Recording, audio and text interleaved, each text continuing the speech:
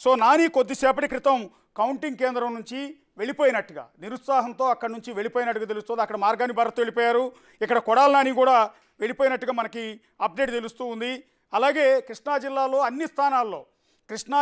ఉన్న అన్ని స్థానాల్లో కూడా టీడీపీ ముందంజలో ఉంది, వైఎస్ఆర్ కాంగ్రెస్ పార్టీ వెనుకంజలో ఉంది. ఆఖరికి మంత్రి జోగి రమేష్ కూడా పెనమలూరు స్థానం నుంచి వెనుకంజలో ఉన్నట్టుగా తెలుస్తోంది. విజయవాడ సెంట్రల్లో వెల్లంపల్లి మాజీ మంత్రి వెల్లంపల్లి శ్రీనివాస్ ఆయన కూడా వెనుకంజలో ఉన్నారు.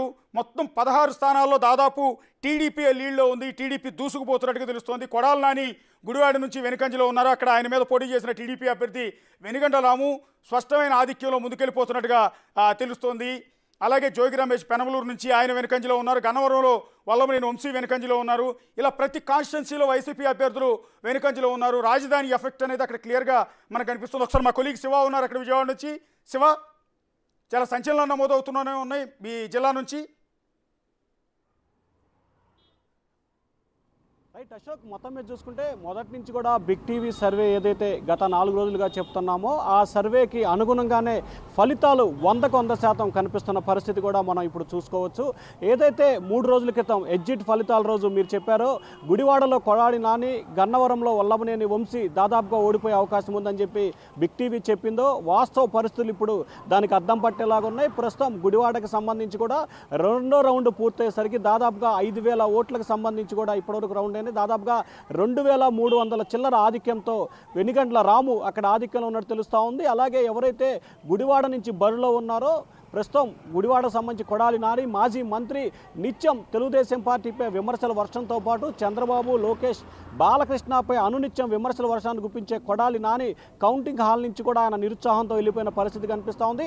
అలాగే గన్నవరం ఏదైతే చంద్రబాబు కుటుంబ సభ్యులపై అసెంబ్లీ సాక్షిగా అసభ్య వ్యాఖ్యలు చేసిన ఏదైతే గన్నవరానికి సంబంధించి వల్లభనేని వంశీ కూడా 2 రౌండ్లు ముగిసేసరికి పూర్తి స్థాయిలో వెనకంజలో ఉన్నారు. అక్కడున్న యార్లగడ్డ వెంకట్రావు దాదాపుగా 2,000 పైగా కూడా ఓట్ల ఆధిక్యత ఉన్నట్టు తెలుస్తూ ఉంది. ఇప్పటికే దాదాపుగా 3 రౌండ్లు పైగా కూడా పూర్తవుతుంది. ఉదయం నుంచి ఏదైతే పోస్టల్ బ్యాలెట్ ప్రారంభమైన దగ్గర నుంచి కూడా అమరావతి ప్రాంతంలో ఇటు గుంటూరు కానీ ఇటు కృష్ణా కానీ 2 జిల్లాలకు సంబంధించి 33 అసెంబ్లీ నియోజకవర్గాల్లో ఎక్కడా కూడా గుంటూరు జిల్లా ఒక పెదకొరపాడు అసెంబ్లీ నియోజకవర్గం తప్ప మొదటి రౌండ్లో మిగిలిన ఏ రౌండ్లో కూడా 2 జిల్లాలకు సంబంధించి రాజధాని ప్రాంతం ఉన్న అమరావతిలో ఏ నియోజకవర్గంలో కూడా వైఎస్ఆర్సీపీ ఆధిక్యత కొనసాగలేదు. కేవలం పెదకొరపాడు నంబూరు శంకర్రావు మాత్రమే మొదటి రౌండ్లో 14 ఓట్లని ఆధిక్య ప్రదర్శించారు. ఆ తర్వాత రెండో రౌండ్, మూడో రౌండ్కి కూడా తెలుగుదేశం అభ్యర్థి భాష్యం ప్రవీణ్ ఆధిక్యంలో వచ్చిన పరిస్థితి కనిపిస్తూ ఉంది.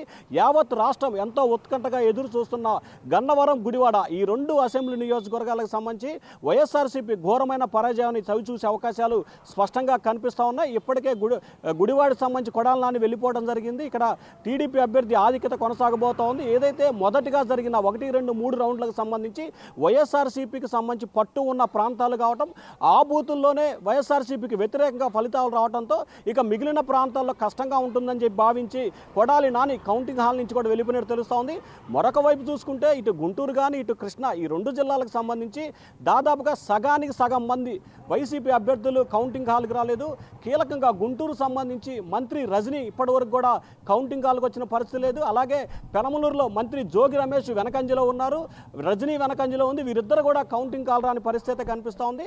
ఓవరాల్గా అందరూ ఆంధ్ర రాష్ట్రంతో పాటు ప్రపంచ దేశాలు ఎంతో ఉత్కంఠగా ఎదురుస్తున్న 2 నియోజకవర్గాలు మాత్రం ప్రస్తుతానికి తెలుగుదేశం ఖాతాలో పడే అవకాశాలు అయితే స్పష్టంగా కనిపిస్తూ ఉన్నాయి. Ashok, thank you Shiva.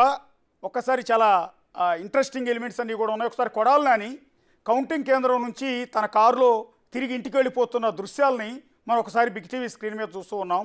కొడాలి నాని ఓటమి దిశగా దూసుకెళ్తున్నట్టుగా దీన్ని బట్టి మనకు స్పష్టంగా అర్థమవుతుంది. మీరు ఆ దృశ్యాల్లో కూడా చూడొచ్చు.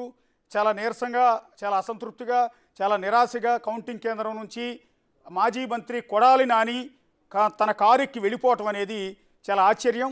వైసీపీ శ్రేణులందరూ కూడా కొంత షాక్కు గురయ్యే అంశం. సో సాయంత్రం వరకు ఉండి లీడ్ చేయాల్సిన వ్యక్తి సో ఇప్పుడే కౌంటింగ్ కేంద్రం నుంచి బయటకు వెళ్ళిపోవటం. అక్కడ మార్గాని భరత్ వెళ్ళిపోయారు రాజమండ్రి నుంచి, ఇక్కడ కొడాలి నాని వెళ్ళిపోయారు. ఎస్, మా శివ చెప్పినట్టు మంత్రి విడుదల రజనీ అయితే ఇంతవరకు కౌంటింగ్ కేంద్రానికి రాలేదని చెప్తూ ఉన్నారు.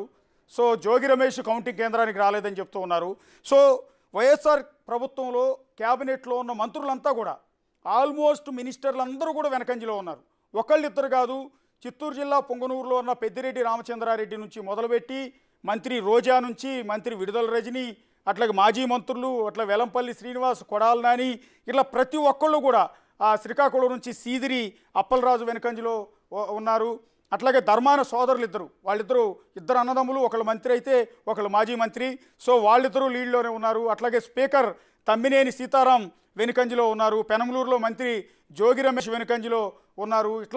అట్లాగే మచిలీపట్నం నుంచి మాజీ మంత్రి పేర్ని నాని పోటీ చేయట్లేదు, కానీ ఆయన తరపున ఆయన కొడుకు పేర్ని కిట్టి నుంచోబెట్టారు. సో ఆయన కూడా వెనుకంజలో ఉన్నారు. అంటే ఆల్మోస్ట్ ఎంటైర్ మాజీ మంత్రులు, ప్రజెంట్ ఉన్న మంత్రులు, మాజీ మినిస్టర్స్, అట్లాగే ప్రజెంట్ ఉన్న క్యాబినెట్